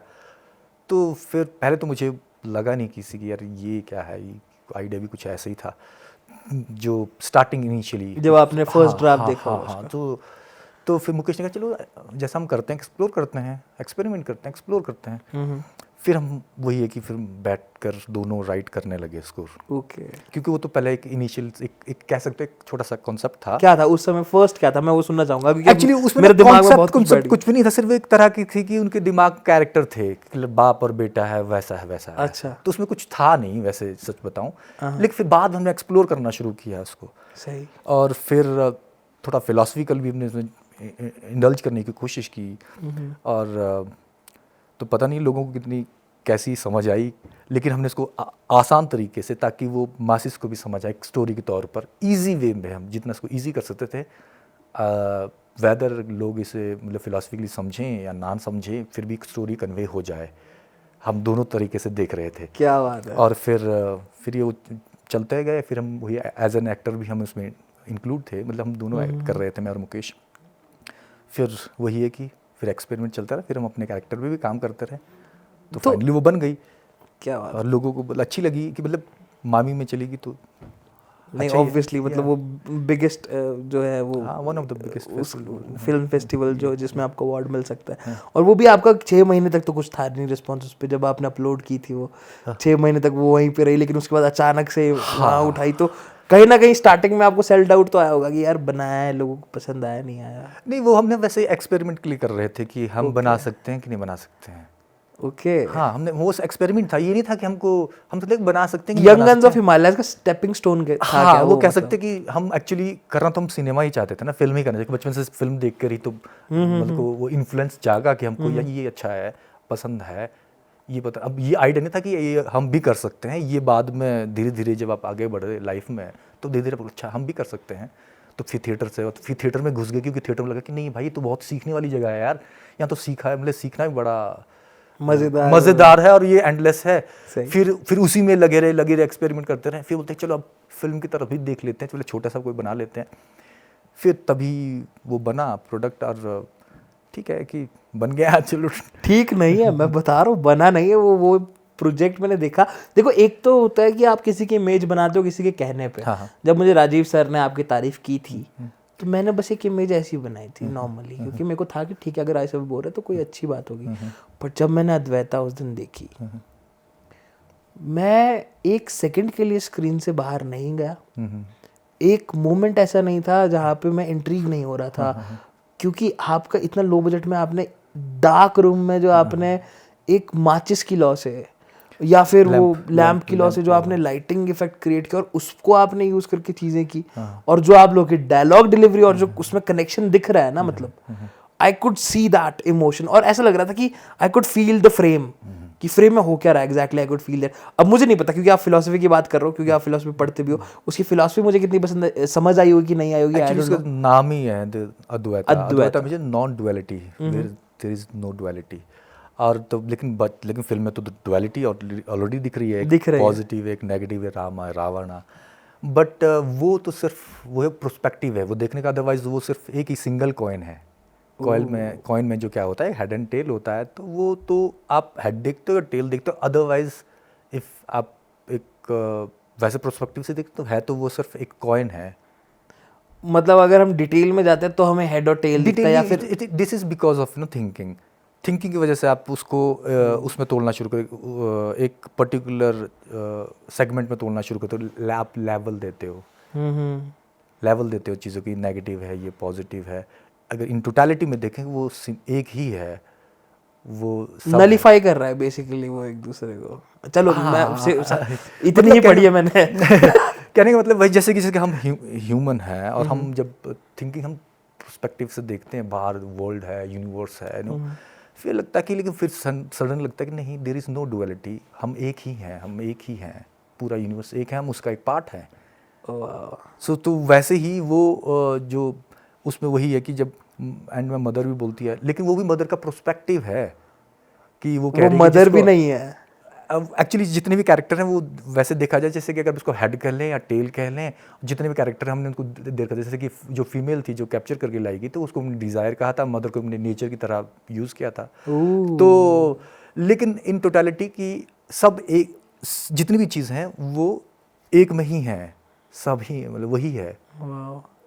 तो that was basically part of our cell only. वो पूरा कमरा हम है। हाँ, वो कमरा एक तरह का माइंड है। वो कमरा एक माइंड है जिसमें इस तरह के विचार है, कॉन्फ्लिक्ट हैं, जिसमें और जो मदर बोल रही है वो भी ये नहीं कि वो ट्रुथ है, फाइनल ट्रुथ है, नो, वो सिर्फ एक प्रोस्पेक्टिव है, अलग प्रोस्पेक्टिव। इसमें कोई सब अलग अलग प्रोस्पेक्टिव हैं, लेकिन इन टोटलिटी में वो एक ही है, सब एक ही। आज जैसे कि इसमें स्टार्टिंग में बाहर से आता है, फिर एंड में बाहर चला जाता है, तो वो अंदर बाहर सब एक ही हैं। अरे आपने हर फ्रेम पे इतना सोचा है, मतलब आप हर चीज पे इतना सोचा है। हाँ, तो कोशिश तो की थी सोचने की, अब वो कैसी बनी या कैसे लोगों को समझ आई वो। मतलब ऑब्वियसली इस एक्सटेंट तक तो हम नहीं जा पाएंगे जो लेमैन लोग देख रहे हैं, लेकिन अगर इतने थॉट प्रोसेस के साथ ये बनाई है तो नो डाउट है टॉप 10 में, नो डाउट। हो सकता है किसी ने पक्का वो चीज़ नोटिस की हो, शायद देखी हो, और आई डोंट नो, वाओ, ये आपने मेरा विजन खोल दिया। मतलब आप तो ये बात करते करते आपने फिलॉसफी में मेरा ही विजन खोल दिया। That is very amazing. सही। तो अद्वैता में I just loved your character, how you played a character, और उसमें जो आपका एग्रेशन दिख रहा है, वहाँ से मुझे समझ आया कि what sort of an actor you are, कि आप कितने पैशनेट अपने कैरेक्टर को लेके हो।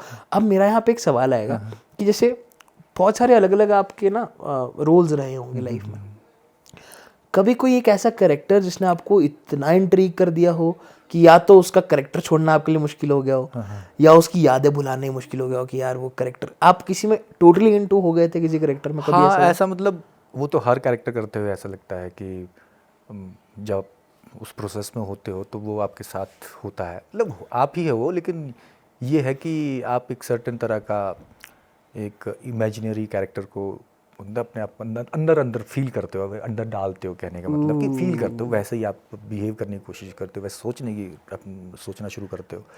तो सर्टेन टाइम के बाद तो कई बार वो आपके साथ ही आप ही हो जाते हो। हाँ, मतलब वो आप ही एक तरह का बन जाते हो। और फिर वो बाद में आपको छोड़ना एक शब्द थोड़ा गलत होगा, मतलब कि आप उससे बाहर, उस माइंडसेट से बाहर निकलने में थोड़ा आपको स्ट्रगल करना पड़ता है। तो आप एक्टर्स खुद को इतना कैरेक्टर में डाल देते हो कि मतलब चीजें वैसे, क्योंकि मैं कैरेक्टर में डाल रहा है ना। कौन सी मूवी है सर वो, मशीनिस्ट? द मशीनिस्ट, या द मशीनिस्ट, यस।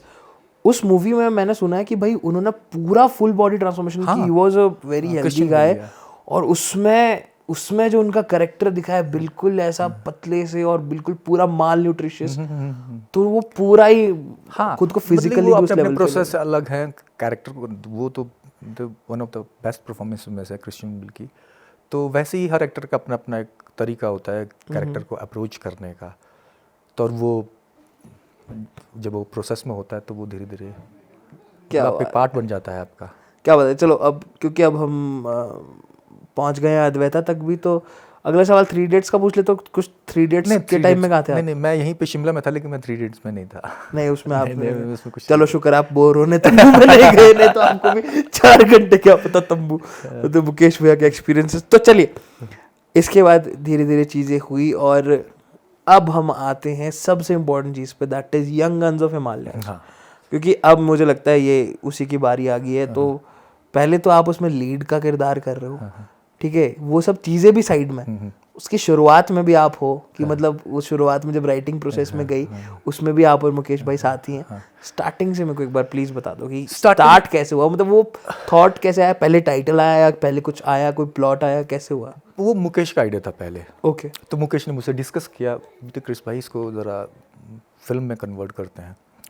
तो फिर जब हम फिल्म लिखने बैठे हैं तो धीरे धीरे एक स्ट्रक्चर बनता गया। फिर उसमें जो चीज़ें हमको पता नहीं थी तो हम वो पता करने लग गए बाहर से, जैसे कि रिसर्च करने लग गए, चाहे वो ड्रग्स के बारे में है या नारकोटिक्स के बारे में है, उनके साइकोलॉजी के बारे में, ये सब चीज़ें हम एक्सप्लोर करना शुरू करें, रिसर्च करना शुरू करें। लोगों से मिले, हम पर्टिकुलर लोगों से मिले उस दौरान। फिर द्वारा उसको किस तरह से हम अपनी एक स्टोरी में इसको इनकॉर्पोरेट कर सकते हैं। सो ये इसी तरह करते करते काफ़ी टाइम लगा इसको लिखने में हमें। फिर जब फाइनली हमको लगा कि ओके ये एक फिल्म का शक्ल बन गई है, चलो लेट्स स्टार्ट, कि अब करना शुरू करते हैं। तो वो था, लंबा प्रोसेस था ये एक्चुअली। इसको हमने टुकड़ों में किया है। फिर उसके बाद हम ऑल कामों में लग गए, फिर वो छोड़ दिया, फिर दोबारा बैठे, फिर ऐसे से वो चलता गया। काफ़ी सालों बाद फिर वो एक इस शक्ल में आया कि हम इसको फिल्म बना सकते हैं। क्या जितना मैंने मुकेश भाई से इस मूवी के बारे में सुना है कि फर्स्ट ऑफ ऑल तो इट्स 0 बजट मूवी भी कह सकते हैं, कि इंडिपेंडेंट मूवी है, इंडिपेंडेंट फिल्म है। और जिस तरह का लेवल अचीव करने की कोशिश यहाँ पे है, जिस तरह हम गैंग्स ऑफ वसेपुर को देखते हैं कि भाई वहाँ का लोकेलिटी कैसा है, उसी तरह की कहीं ना कहीं एक एसेंस देने की कोशिश की। हिमालयाज, या उसमें हिमाचल भी आपने रिप्रेजेंट नहीं किया शायद, उसमें total Himalaya, young guns of Himalayas जो पहाड़ों के इलाके में है, उनको आपने वैसे पोर्ट्रे किया है। तो आपको ये जो थॉट आपने जब किया, देखो एक तो हो गया कि आपने राइटिंग पोर्शन पे you were so sure and strong, क्योंकि आपका स्टोरी टेलिंग भी बचपन से सही चल रहा था, राइटिंग में भी आप सही से करने लगे, वो वहाँ तक मुझे समझ आता है। लेकिन नाउ क्योंकि आपने पहली जो वेब सीरीज की वो भी ऑलमोस्ट 0 बजट थी, ठीक है, और वो इतने अच्छे लेवल पे पहुँच गई, उसके बाद अब यहाँ पे क्योंकि ये फुल फ्लेजेड मूवी है, web series actually, sorry short film, ठीक है। तो अब जो यहाँ पे आप मूवी फुल फ्लेज करने लग गए, यहाँ पे पक्का आपको दिक्कतें आई है कि आपने? दिखी बात है, क्योंकि पैसा नहीं है आपके पास तो दिक्कतें तो आएंगी। लेकिन एक बात इसमें सबसे अच्छी बात ये थी कि मुकेश और मैं काफ़ी टाइम से हम साथ में हैं। हम कम से कम, हमको हो गए हैं साथ में कम से 18-19 ईयर्स साथ में। तो एक्चुअली हम जब भी काम करते हैं, हम साथ में काम करते हैं, तो हमारा एक दूसरे के साथ जो फ्रिक्वेंसी है, एक दूसरे के साथ जो थॉट का लेन देन है ना, वो है बड़ा अच्छा है उसका। तो उसमें क्या कि उस दौरान मैं मुंबई भी चला गया था, 2008 में मुंबई चला गया था। तो मैं सोचा कि चलो फिल्मों में ट्राई करते हैं, वेब सीरीज़ में ट्राई करते हैं, वहाँ पर मतलब एज एन एक्टर ट्राई करते हैं। तो उसी दौरान मैंने काफ़ी छोटी मोटी फिल्मों में भी काम किया, वेब सीरीज़ में भी काम किया मुंबई में। लेकिन सडनली मुझे लगा कि उसी दौरान मैंने साथ में, जब मैं खाली बैठता था तो मैं लिखना भी शुरू करता था, फिल्म लिखते हैं। सही। तो फिर मैंने एक फ़िल्म लिखी थी, तो फिर मैंने मुकेश को फ़ोन किया, मुकेश ये बनाते हैं। तो मुकेश ने जब वो सुनी तो मुकेश ने कहा यार ओके लेट्स स्टार्ट। फिर हम उसके पीछे पड़ गए, प्रोड्यूसर्स के पीछे पैसे, तो वो ना बन नहीं पाई क्योंकि उसका बजट ज़्यादा था। फिर हमने सोचा कि कोई छोटी फिल्म लिखते हैं, फिर बोलते हैं हमारे पास तो आइडिया वो वाला है, क्यों ना उसको करें। हाँ, और अपने आप बनाएं, हम कैसे कोलैबोरेट कर सकते हैं लोगों के साथ, फिर हम उसको कैसे, मतलब वो भी एक तरह का एक्सपेरिमेंट शुरू करते हैं। फिर हमने एक्सपेरिमेंट करना शुरू किया, धीरे धीरे लोग जुड़ते गए और फिल्म एक शेप लेने की, हर चीज़ों को हमने जोड़ना शुरू किया। और हुआ भी ऐसा उस दौरान कि हमको ना चीज़ें मिलनी शुरू हो गई, अपने आप मिलनी शुरू हो गई। तो मैं कहा ओके, पूछने की देर और, हाँ, और आप वो यूनिवर्स आपके लिए बैठा है। हाँ, वो वैसा कह सकते हैं कि हमको मिल रही थी चीज़ें जो हम चाह रहे थे। तो फिर ये प्रोसेस शुरू हो गया। फिर हम इसमें कम से कम स्टार्टिंग हमने कम से कम दिसंबर से शुरू किया था, तो शूट हमने अप्रैल में किया है। क्या बात कर रहे हो, कितना टाइम लगेगा, उतने लोगों को जोड़ने के लिए तो टाइम लगेगा ही। और साथ में वर्कशॉप्स हुई, फिर हमने एक फ्लैट भी लिया जहाँ पर सभी रहते थे, वहीं पर खाना पीना हर चीज़, मतलब एक तरह का कितना एक्सप्लोर कर सकते हैं। फैमिली हो गया था वो बेसिकली, वो टोटली क्रू नहीं था, कुछ भी नहीं था, that was a family. Wow. So I guess जैसे मैंने पिछले पॉडकास्ट में भी ये जिक्र किया कि किसी के लिए भी ना पायनियर जो उसका सबमिट होता है वो होता है अपनी फील्ड में ऊपर जाना। और ऑडियो विजुअल की फील्ड में जो सबसे ऊपर का आर्ट है that is film making, feature film making. अब आप बहुत क्लोज हो उस सबमिट के, क्योंकि अभी भी पोस्ट में है, तो पोस्ट में बहुत सारे काम होते हैं दैट वी ऑल नो। किस तरह से देख रहे हो इस चीज़ को कि भाई फाइनली द मोमेंट जहाँ पे आप कहानियाँ सुनाए करते थे किसी और की मूवीज़ की, पर शायद कल के दिन कोई और आप ही की कहानी वैसे ही किसी गली कूचे में अपने दोस्तों को सुना रहा हो, ये थॉट आया कभी ऐसा? नहीं, इस बारे में नहीं मैंने कभी सोचा कि एक्चुअली वही बात है कि मैं खुद को एक्सप्लोर करे जा रहा हूँ और करता रहूँगा, और ये उसी का एक पार्ट है।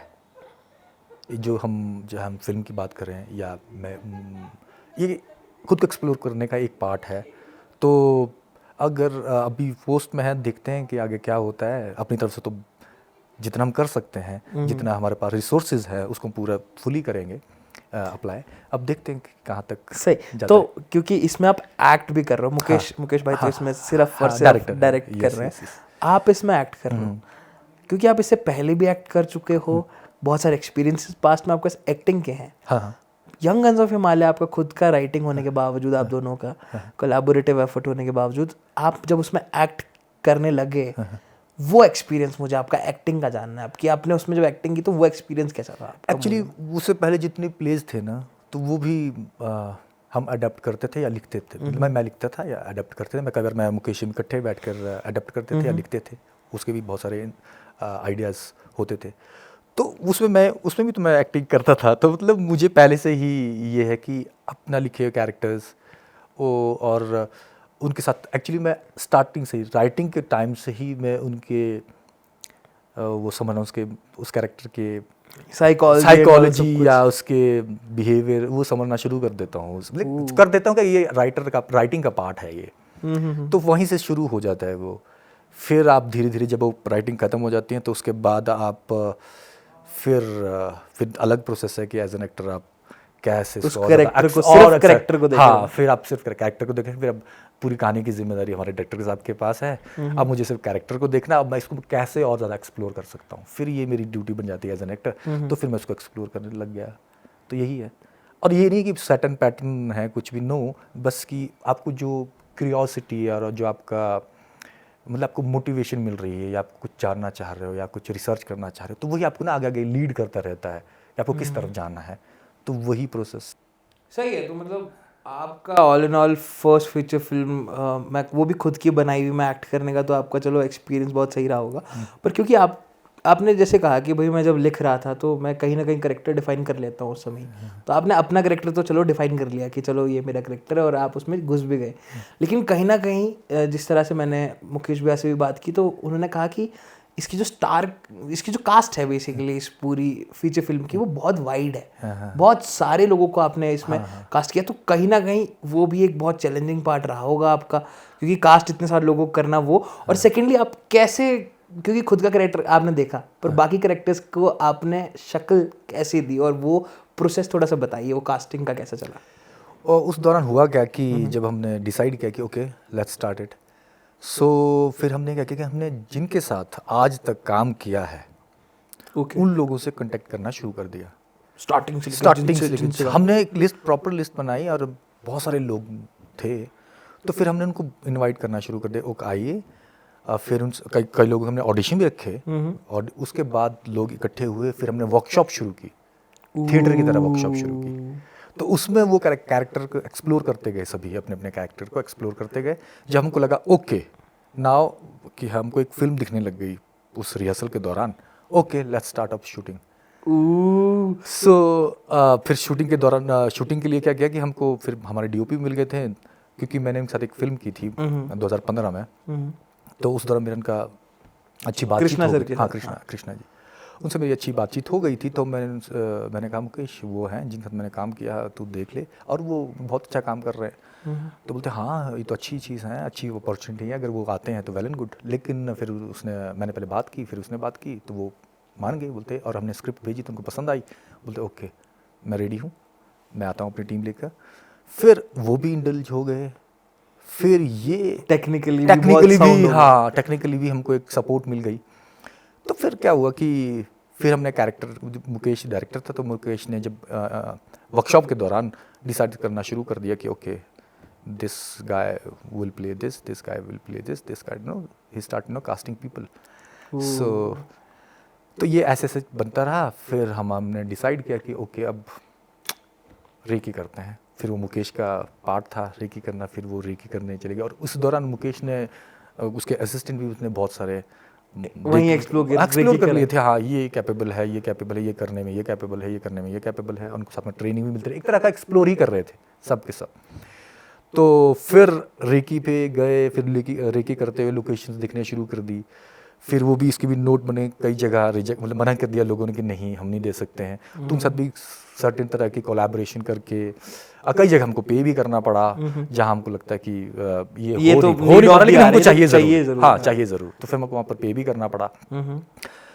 तो फिर वही है कि फिर हमने जब शूट शुरू किया, अब उसके अपने हर्डल थे, शूट के अपने हर्डल थे कि क्या पता कब क्या चीज़ हो जाए और फिल्म बीच में ही अटक जाए। क्योंकि अगर सब कुछ भी परफेक्ट है और वेदर ने बोला कि आज मैं नहीं कर रहा, ऐसा हुआ भी। हमने वैसे देखा जाए तो हमने 60 दिन हम साथ शूटिंग के दौरान, हमारे 60 डेज थे अप्रॉक्सीमेटली, लेकिन हमने जिसमें से हम 52 डेज शूट कर पाए। 8 दिन हमारे ब्रेक्स थे, जैसे कि इसी तरह से, मतलब वो भी आपके दिए हुए ब्रेक्स नहीं थे, वो उनके दिए हुए ब्रेक्स थे, या कुछ प्रॉब्लम आ गई तो उसके ब्रेक थे। अदरवाइज हमने वन गो में ही शूट किया है। Oh my God. हाँ, और जो हम पहले से प्रिपेयर्ड थे कि कुछ भी हो सकता है, तो be prepared, be ready for everything.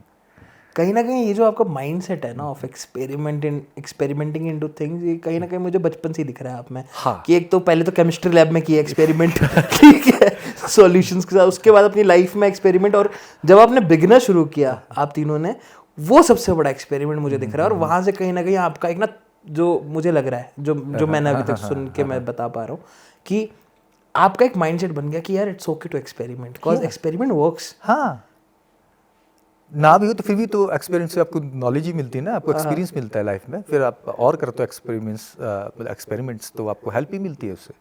नहीं, क्योंकि आपने देखो through out the span of so many years आपने खुद को इवॉल्व किया हर तरीके से, एज अ राइटर। अभी तक चल रहा है। नहीं मतलब अभी तक का जो मैंने सुना है कि आपने as an actor, as a writer, as a director आप वहाँ पे गए, लेकिन you know full fledged film बनाना कहीं ना कहीं वो डर था क्या कुछ, मतलब कोई थोड़ा वो?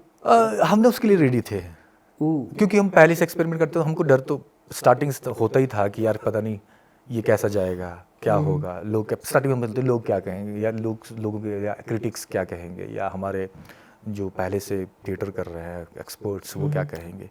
लेकिन फिर बाद में धीरे धीरे ये सब खत्म होगा। फिल्म के दौरान भी हम ये रेडी थे कि ओके जो भी होगा देखा जाएगा, ऐसे कोई मतलब डरने या परेशान होने की दिक्कत नहीं, स्ट्रेस में आने की कोई दिक्कत नहीं है, हम हैंडल कर लेंगे कोई भी सिचुएशन हो। तो हम रेडी थे उसके लिए बेसिकली, और इसी के लिए हमने इतने टाइम जो लगाया, दिसंबर से हम हर एक्टर को, हर एडी को ट्रेंड भी कर रहे थे साथ में, कि कोई भी सिचुएशन है कि भाई तुमको कैसे हैंडल करना है ये देख लेना। तो आप मेंटली खुद भी प्रिपेयर्ड थे और दूसरों को भी प्रिपेयर करते और वो मुझे लगता है कि शायद ये भी एक रीज़न है कि आप बहुत सक्सेसफुली अगर 52 डेज भी शूट किया है उसको भी आप बहुत अच्छे से निकाल पाए होंगे। हाँ, एक्सपीरियंस जो हमारा एक्सपीरियंस रहा बड़ा अच्छा रहा, बड़े मज़ेदार एक्सपीरियंस रहा हमारा। क्योंकि देखो अब हमने तो नहीं देखा है कुछ भी, किसी ने नहीं देखा है, पर मैं बहुत ज़्यादा क्यूरियस हूँ इस चीज़ को लेके। पोस्ट में आपने चीज़ें अभी देखनी तो शुरू कर ली होगी, कुछ तो दिखा होगा आपको। तो ऐसी जनरली कि जो लोग हैं वो क्या एक्सपेक्ट कर सकते हैं उस हमारी यंग गन्स ऑफ हिमालय से, क्या एक्सपेक्ट कर रहे हैं, क्या करेंगे मतलब लोग? अब हमने 1-2 ड्राफ्ट देखे, हमें तो मतलब हमें लग रहा है कि हम जो कर पाए हैं हमने कभी सोचा नहीं था, मतलब इतनी एक्सपेक्टेशन हम रखी नहीं, हम सिर्फ करे जा रहे थे, एक्सपेरिमेंट कर रहे थे। हाँ, एक्सपेरिमेंट कर रहे थे, तो वो एक्सपेरिमेंट ये है, अब ये हमारे पास ये हमारा एक्सपेरिमेंट है। अब देखते हैं कि ये सक्सेसफुल होता है नहीं होता है, ये हमने छोड़ दिया है, ऑडियंस पे छोड़ दिया है। लेकिन फिर भी हमको तो एक्सपीरियंस हो ही गया है। हमने तो एक्सपीरियंस गेट कर लिया है।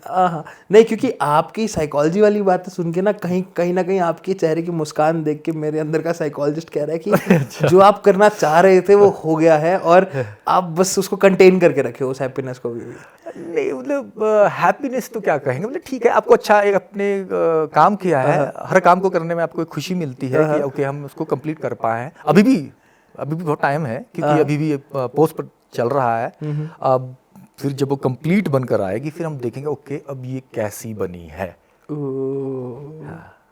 और फिर जब वो लोगों के सामने जाएगी और लोगों का क्या रिस्पांस मिलता है, वैसे तो इच्छा तो सभी करते हैं कि अच्छा रिस्पांस मिलना चाहिए और सभी के ही मोटिव है, बनाते भी लोग करते भी लोग इसीलिए हैं।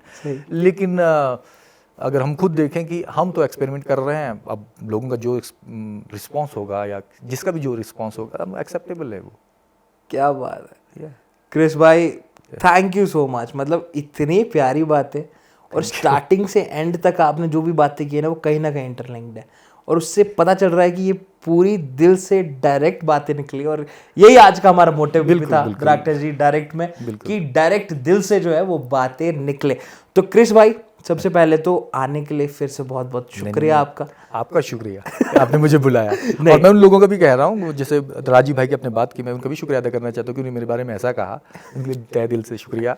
और मेरे दोस्त मुकेश और बाकी जितने भी हैं, मुकेश तो खास क्योंकि हम साथ में ही काम करते हैं अक्सर, तो सभी का शुक्रिया कि उन्होंने मेरे ऊपर रिलाई किया, ट्रस्ट किया कि साथ में काम करने के लिए। अदरवाइज शायद अकेले करना मुश्किल है, क्योंकि ये टीम वर्क है। अब मैं आपसे नेक्स्ट 5 years वाला क्वेश्चन भी नहीं पूछूंगा, क्योंकि मुझे पता है आप 5 साल बाद भी एक्सपेरिमेंट कर रहे होंगे। तो मुझे उसका जवाब कॉन्वर्सेशन से मिल गया। तो ये रहा आपका कैमरा, ठीक है। इस पे देखकर आपका जो भी पूरे पॉडकास्ट में आपका एक्सपीरियंस रहा है इन बातों का, आपको एक ट्रू एक्सपीरियंस अपना शेयर करना है और साथ ही में इन लोगों को क्या करना है चैनल पे वो सब भी बता दो इनको। एक्सपीरियंस बड़ा ही मज़ेदार है, हमने बड़ी कैजुअली बात की है, जो हम कहना चाहते हैं दिल से, बड़े दिल से कही है और इसमें कोई लाग लपेट नहीं है। और मैं जितने भी व्यूअर्स हैं उनसे कहता हूँ कि प्लीज़ इस पॉडकास्ट को देखिए और हमारे भाई साहब डॉक्टर जी हैं, इनको सपोर्ट कीजिए, हम सबको सपोर्ट कीजिए, क्योंकि हम सभी को सपोर्ट की ज़रूरत है। क्या बात है। और इसी तरह क्या कीजिए, आप भी लाइफ में एक्सपेरिमेंट कीजिए। और क्या कह सकता हूँ, क्योंकि एक्सपेरिमेंट जरूरी है। अच्छा हुआ बुरा हुआ कुछ हुआ, एक्सपीरियंस अच्छा हुआ, ये मैटर मत, मतलब इस बात पर ज़्यादा जोर मत दीजिए, बस एक्सपेरिमेंट करते चले जाइए, अपने आप को एक्सप्लोर करते जाइए, बस यही मेरा मैसेज है, बाकी कुछ नहीं। Thank you so much for joining. Thank you.